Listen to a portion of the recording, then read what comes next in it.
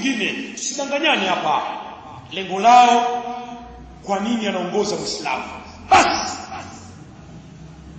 hii ndio shida. Kwa nini mama anaongoza Muislamu? Anaongoza baba wa taifa. Hatukusikia maneno sisi. Akaongoza Mzee Mwinyi, watu wakatia maneno mengi sana. Nchi inaongozwa na mwanamke, anachukua ushauri kwa mke wake, ikawa nchi, lakini wanasahau yale ambayo yalikuwa hayapo. Kwa kupitia Mzee Mwinyi rahimahullah ta'ala, nchi ikafunguka, watu wakavaa nguo, watu walikuwa wanavaa mifuko. Nchi hii ilikuwa ukikamatwa na kipande cha sabuni unakwenda jela wewe, lazima ukatoe maelezo. Nani ambaye asiyajua? Sisi tumeona, si kama tumesimuliwa. Leo baada sema vibaya Waislamu ambao ni sababu ya watu kufunguka maisha yao, akaingia Mzee Mkapa. Alipoingia Mzee Mkapa akasema maneno mengi, fungeni mkanda na vitu gani, hakuna aliyesema, watu kimya. Bali Waislamu pia waliuawa, hakuna aliyesema. Watu walikufa Waislamu sana tu, na haya kayaandika kwenye kitabu chake, haya yapo, akiomba msamaha kwa yale aliyofanya. Lakini nani alisema?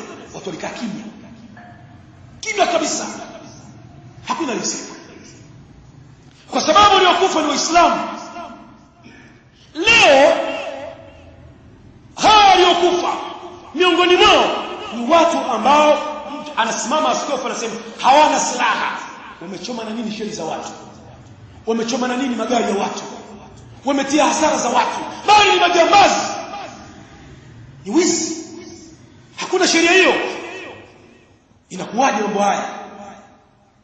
Akaingia Kikwete, watu wakamsema kazi kucheka tu. Nataka nini nyinyi? Lakini wakati huo wao wenyewe wanakiri, makanisa, maaskofu, wachungaji, unasikia wanakuambia wakikaa Waislamu tunanufaika sana sisi. Sasa kuna mambo ya OIC ambayo jambo hili ni jambo linalohusu Waislamu, ambayo jambo hili ni jambo linalohusiana na Waislamu. Mwaka 1992 nyinyi mliingia mkataba na serikali wa kuchota pesa, tunajua ya mambo, mkachota mpaka kesho mchota pesa. Waislamu walipokuja kutaka kujiunga na OIC, nyinyi mkaumia, na Waislamu walipeleka jambo hili bungeni kuomba kwamba lipitishwe na suala ukadhi, lakini nyinyi mlipinga. Kwa nini mlipinga? Kwa sababu ya kutazama kwamba Waislamu sasa, makadhi sasa watalipwa mshahara kutoka serikalini, na mnaona kwamba Waislamu hawana haki, kwa hiyo nyinyi ndio mna haki zaidi ya haya.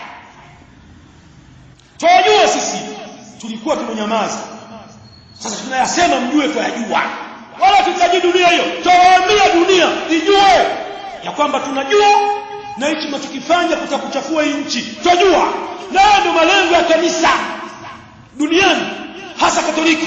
Hii ndio kazi yao. Kazi yao ni kupambana popote. Kuna makala iko natembea ikielezea mambo mengi tu kuhusiana na historia duniani, Katoliki kushika nchi, lengo lake ni nini? Hakuna maendeleo, wala maslahi yao. Kuna mchungaji mmoja nilimsikia anaongea jana wajuzi, asema kanisa limepoteza mwelekeo, lishaingia kwenye siasa. Akasema najua mtukana sana, tukaneni tu, lakini huu ndio ukweli, mmepoteza mwelekeo. Sisi tunasema kwamba wamepotea wao hawajapoteza mwelekeo, washapotea kwenye dini. Kwa kusema hiyo dini yao haiko sahihi, sikukuelezea huko, lakini nawaambia kwamba sikupotea kwenye siasa tu, maana kwenye siasa ataponda pia yuko huko, si uko nao, huyo ponda na yuko nao. Ndio mwanaharakati watu wengi wanaona kwamba ni shekhe, hao ndio mashenjawa. Akapita Kikwete, akaja Mzee Magufuli, akatawala wakaufyata hakuna lesema. Na mpaka siku moja nakumbuka aliongea maneno akawapa onyo, mbona mnaficha ile audio au video? Mbona mnaficha hiyo video? Hebu itumeni. Alionya kwamba nisisikie waraka si kitu gani wala wenu ole wenu. Na akasema mimi najua duniani nyinyi ndio ambao mnaoleta vurugu. Akatolea mifano ya huko kwa Watusi, kwa wapi Watusi na Wahutu wapi Rwanda. Akatolea mfano kule kwamba tazama kule watu walikuwa wakikimbilia kanisani wanauawa, wakikimbilia msikitini wanapata amani. Kwa nini? Kwa sababu lengo lao kanisa ni uongozi, hawana chochote. Sasa si mnataka tuseme, kwa sababu kuna watu leo wanalalamika, unasikia wanakuambia utekaji umekithiri,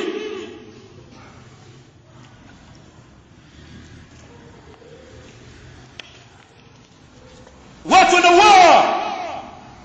Ni kweli? Kwani mwanza kuoa leo? Kwani mwanza kutekwa leo? Nani asijue hili jambo? Katika sehemu ambazo watu wamepotea, viroba vimeokotwa kwenye mifereji, baharini, mbona mnajua wapi? Mbona msemi kweli wa kweli? Mbona mliufyata? Kipindi cha Kikwete watu walikuwa na mambo ya mchakato wa katiba, wakapambana katiba mpya. Kikwete akaitikia, lakini baadaye alipoingia Magufuli, kabla katiba mpya ile, watu wakanyamaza kimya, hakuna aliongelea katiba mpya.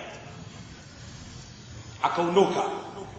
Alipoingia Mama Samia, tayari katiba mpya, sababu tunataka haki sisi. Hawa watu wataki haki. Hili jambo lazima mjitambue, hasa Waislamu, hasa vijana.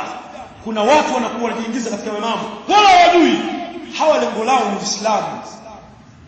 Ha antum tuhibbunakum wa yuhibbunakum, hii ndio mmewapenda wao wala wakupendeni. Hili jambo lazima ulitambue.